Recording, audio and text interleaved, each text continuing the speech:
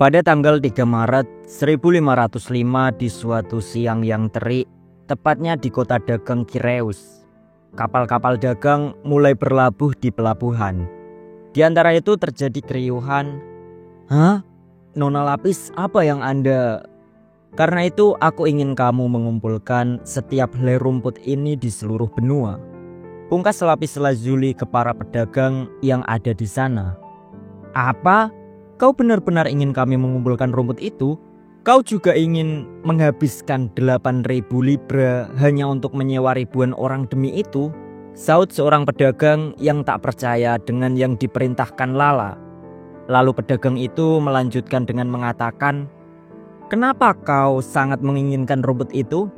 Itu hanyalah rumput liar." Dengan tatapan tajam, Lala menyahut, "Kamu tidak perlu memikirkan alasannya. Ini hanya perintah dari Yang Mulia Raja Iblis dan Talian. Jadi laksanakan secepatnya." Mendengar apa yang dikatakan oleh Lala, nampaknya orang-orang yang ada di sana menatapnya dengan heran. Mereka menatap Lala seolah-olah ada sesuatu yang disembunyikan, sesuatu di balik hati mereka. Dan nampaknya satu persatu dari balik hati mereka mengatakan, wanita itu menghabiskan jumlah uang yang tidak masuk akal atas perintah Raja Iblis yang bodoh. Dan Talian bodoh itu pasti sudah kehilangan akal. Lucu sekali. Bukankah dia adalah wanitanya juga? Kalau begitu, sudah pasti dia adalah seekor anjing kampungan. Ini adalah akhir untuk Dantalian.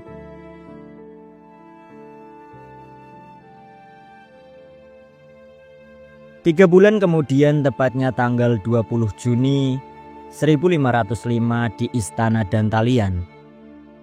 "Yang Mulia," sapa Lala ke Dantalian. Di sana nampaknya Lala ingin melaporkan sesuatu ke Dantalian, dan benar saja Lala pun mengatakan, "Seperti yang Anda perintahkan, saya berhasil mendapatkan rumput yang Anda minta.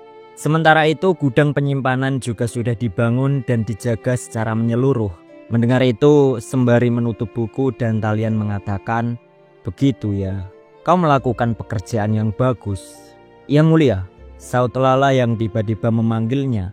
"Apa yang Anda rencanakan?" Ibunya memastikan sebab ingin tahu tentang rencana Dantalian. Karena Lala sendiri tiba-tiba teringat ketika Dantalian ingin meminjam uang 10.000 libra.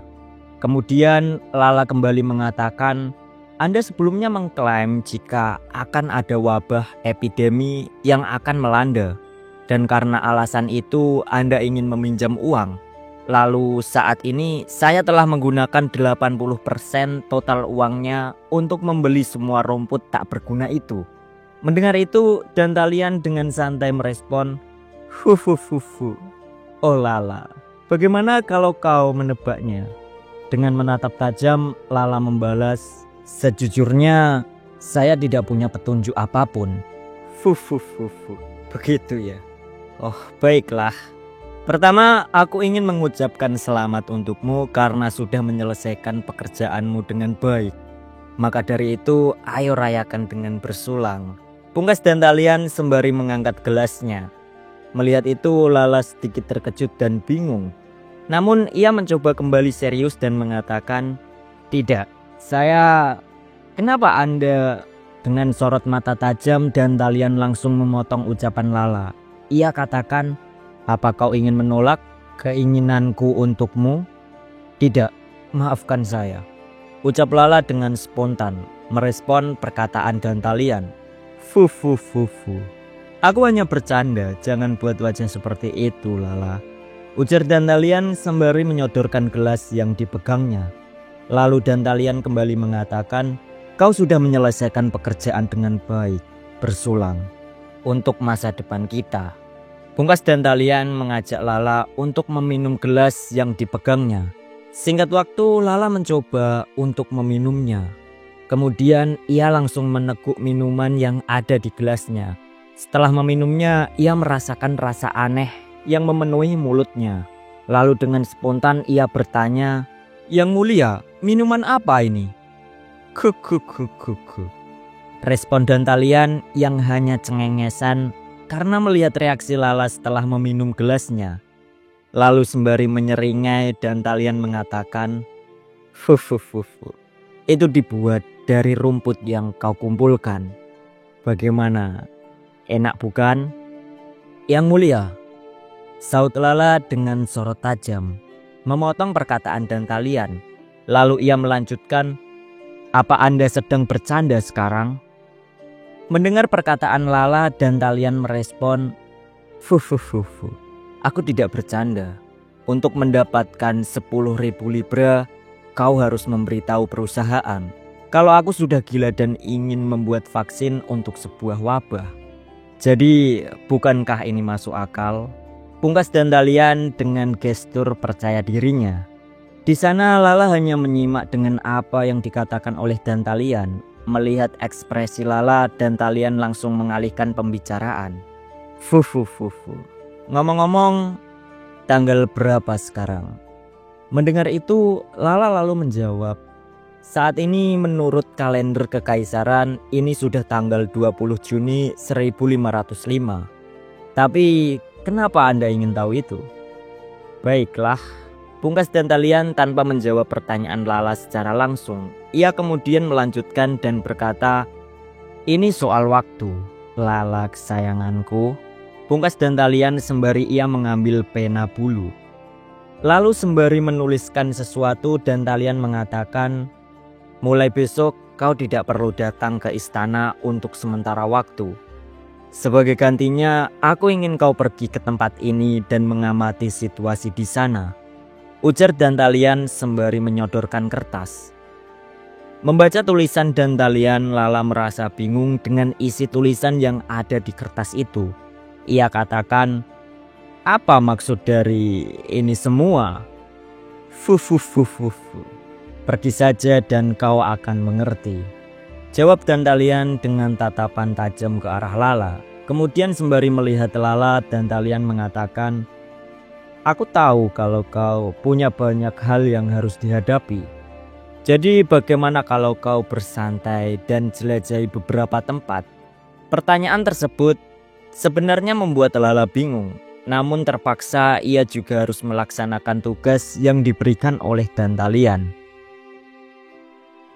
Singkat cerita, 4 hari kemudian, tepatnya tanggal 24 Juni 1505, di suatu tempat yang berada di kerajaan Sardinia, tepatnya di pemandian umum Sirakus.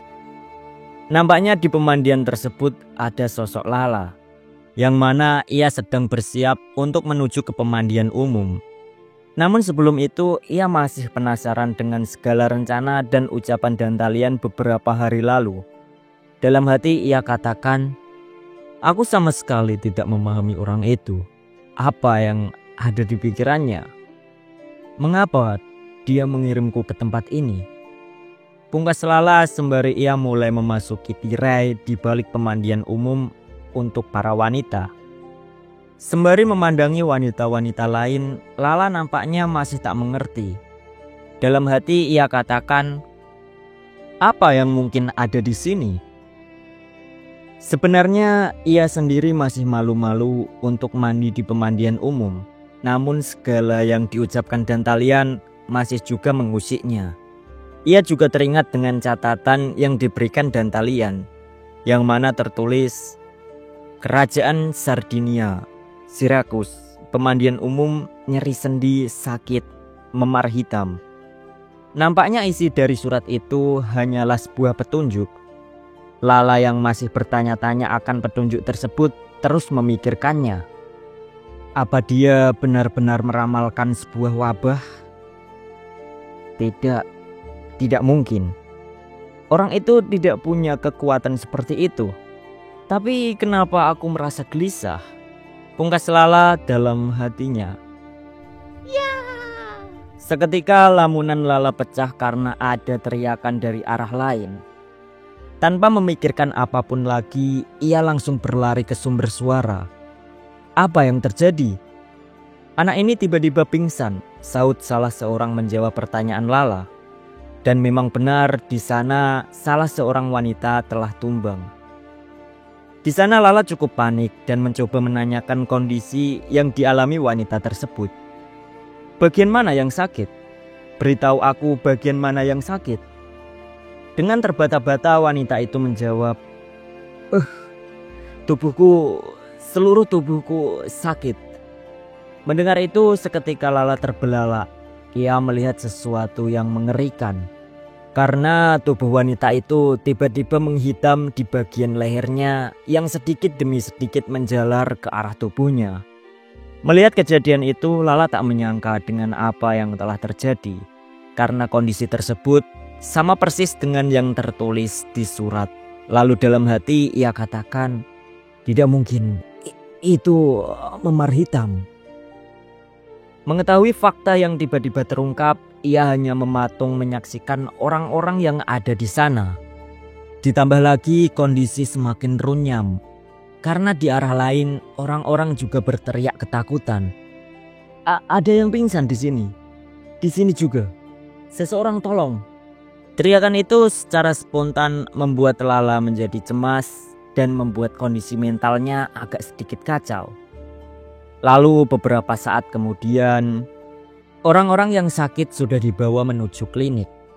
Kondisi terkini memperlihatkan jika penyakit itu secara cepat telah membunuh orang-orang yang terpapar. Siapapun yang masih hidup, segera tempatkan pasien ini di kasur. Ini pasien yang ke-30. "Ya Tuhan, kenapa ini terjadi?"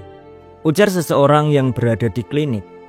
Dan suara-suara kericuhan itu memenuhi telinga Lala yang nampaknya sedang menunggu di ruang tunggu. Lala sendiri terlihat masih tak yakin dengan apa yang telah terjadi. Dalam hati ia membatin, tidak mungkin dia." "Hei," sapa seorang perawat yang memecahkan lamunan Lala. Perawat itu kemudian kembali bertanya, "Kau baik-baik saja? Semua orang yang ada di pemandian meninggal kecuali dirimu. Kau sebaiknya berkemas dan pergi. Lebih baik kau meninggalkan kota ini," ujar perawat tersebut memperingatkan Lala. Mendengar ucapan bahwa dia menjadi satu-satunya orang yang selamat, membuat Lala kembali merenung dan mengingat tentang pertemuan beberapa hari yang lalu dengan Dantalian. Ia teringat ketika meminum ramuan rumput yang diberikan Dantalian. Menyadari itu, ia membatin, tidak mungkin. Namun bagaimanapun tidak ada penjelasan lain. Aku benci mengakuinya, tapi ini benar-benar nyata. Sebuah wabah melanda kita. Lalu sekilas ditutup dengan sosok Dantalian tersenyum tipis.